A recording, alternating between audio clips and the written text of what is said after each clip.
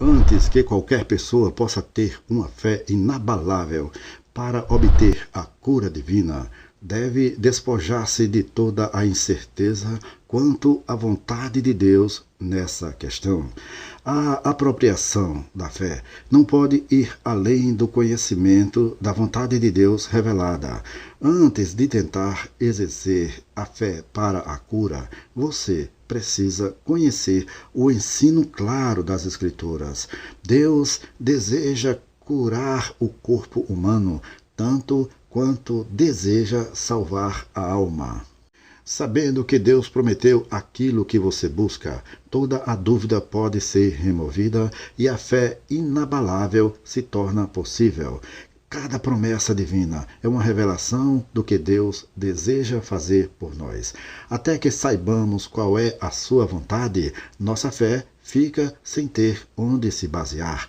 É importante que a mente daqueles que buscam a cura seja renovada, colocada em harmonia com a mente de Deus, conforme o que é revelado na Bíblia e destacado nestas mensagens que compartilho com você. A fé para a apropriação das promessas de Deus é o resultado de conhecer sua palavra e agir de acordo com ele. Romanos capítulo 10, versículo 17.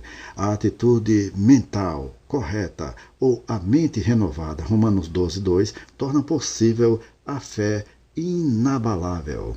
Estamos sempre recebendo testemunhos de pessoas que, depois de orarem repetidamente sem obter sucesso, alcançaram curas maravilhosas lendo o livro Cristo, aquele que cura, de F. F. Bosworth. O mundo ficará surpreso se ouvir os testemunhos tremendos que chegam a nós de diversas localidades dos Estados Unidos. Nos últimos anos, recebemos mais de 225 mil cartas de ouvintes do nosso programa de rádio.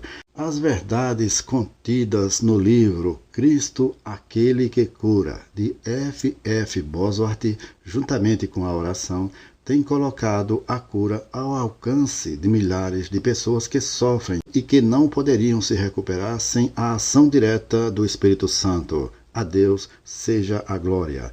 Enquanto nos alegramos com esses milagres, lembramo-nos de que são apenas manifestações externas de um milagre infinitamente maior e mais precioso que ocorre no íntimo do homem. A transformação interior é muito mais preciosa do que qualquer efeito exterior.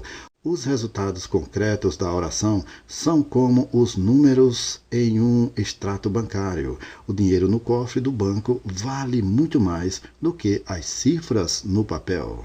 A palavra de Deus é a semente. Jesus disse, a semente é a palavra de Deus. Lucas capítulo 8, versículo 11, parte B. É a semente da vida divina, até que a pessoa que busca a cura tenha certeza, por meio da palavra, de que é a vontade de Deus curá-la. Estamos tentando colher onde não há semente plantada, quando estamos orando por alguém que ainda não conhece a palavra, quando estamos orando por alguém que ainda não acredita na cura de acordo com o que a palavra diz. Seria impossível um agricultor ter fé na colheita se não tivesse certeza de que plantou a semente. Não é a vontade de Deus que haja colheita sem que a semente seja plantada, sem que sua vontade seja conhecida e feita. Jesus disse também, e conhecereis a verdade, e a verdade vos libertará. João capítulo 8, versículo 32. A libertação da enfermidade é decorrente do conhecimento da verdade. Deus não faz coisa alguma fora da sua palavra.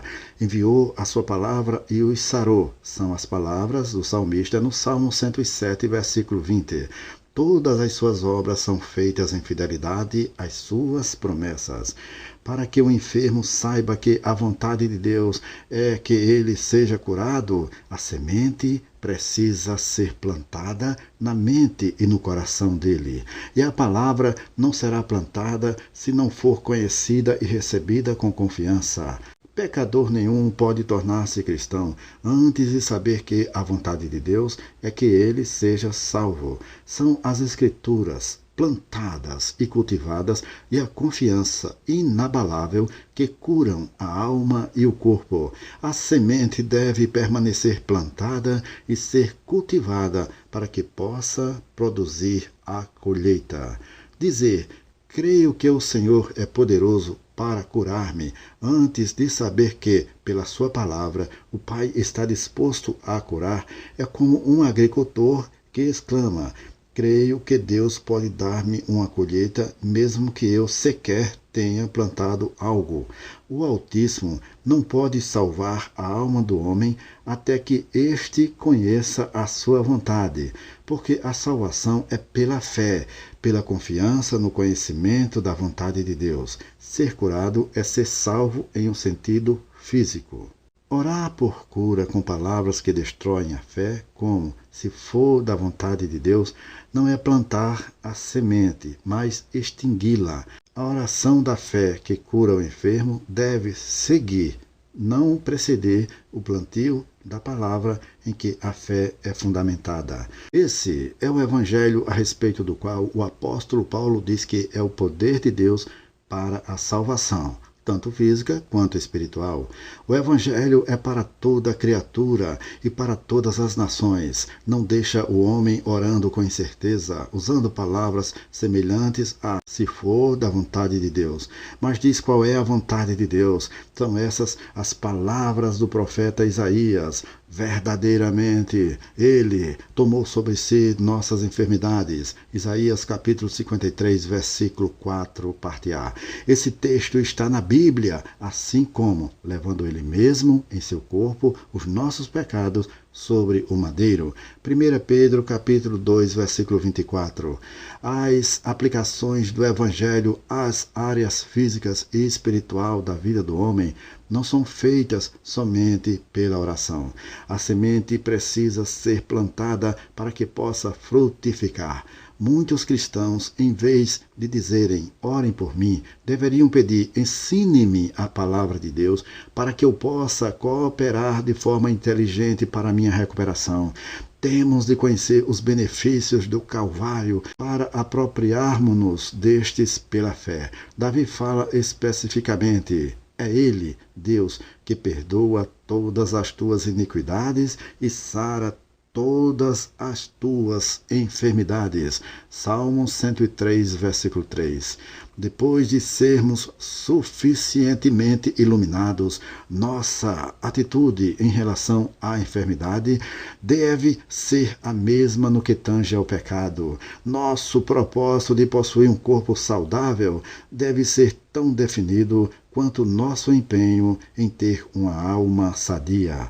Não devemos ignorar parte alguma do Evangelho.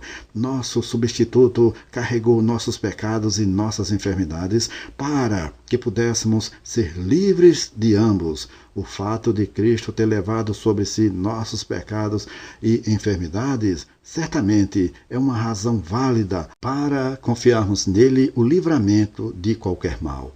Quando oramos e pedimos a Deus perdão pelos nossos pecados, devemos crer pela autoridade da palavra que nossa oração foi atendida. Devemos fazer o mesmo pedido quando oramos pela cura. Depois de receber o devido esclarecimento quanto às promessas de Deus, devemos apenas crer que nossa petição foi ouvida, antes mesmo de termos recebido a resposta, conforme Jesus declara em Marcos capítulo 11, versículo 24. Seguindo a observância de Hebreus capítulo 10, versículo 35 e 36, sempre veremos o cumprimento das promessas divinas. A vontade de Deus é que cada cristão pratique com sucesso Hebreus capítulo 6, versículo 11 e 12. Entre o momento em que realmente confiamos a Deus a cura do nosso corpo e aquele em que a saúde é nos restabelecida, podemos e devemos aprender uma das lições mais valiosas da vida cristã. Observar Hebreus capítulo 10, versículo 35 e 36. Somente as promessas divinas podem tornar nossa fé inabalável. Depois que Jonas orou por misericórdia, continuou confiante, mesmo que não houvesse prova concreta de que sua oração fora ouvida. Reteve firme sua confiança e ofereceu sacrifício com ações de graças. Jonas capítulo 2, versículo 9. Em Hebreus capítulo 13, versículo 15, o Espírito Santo ordena a todos nós que façamos isso continuamente. Deus opera maravilhas quando vemos e agimos de acordo com as realidades eternas, suas promessas, sua fidelidade, etc. E quando recusamos ser afetados pelos aspectos temporários contrários. O Pai sempre cumpre o que promete quando cooperamos com sua palavra. Ele sempre nos aceita e age em nosso favor quando observamos Marcos capítulo 11, versículo 24, que diz: Por isso vos digo que todas as coisas que pedirdes, orando, crede receber e tê-las eis. E Hebreus capítulo 10, versículo 35 e 36, que diz: Não rejeites, pois, a vossa confiança, que tem grande e avultado galardão, porque necessitais de paciência, para que, depois de haver desfeito a vontade de Deus, possais alcançar a promessa. Dar-lhe-ei abundância de dias e lhe mostrarei a minha salvação. Salmo 91, versículo 16. Essa é a promessa de Deus para todo aquele que se apropria dela.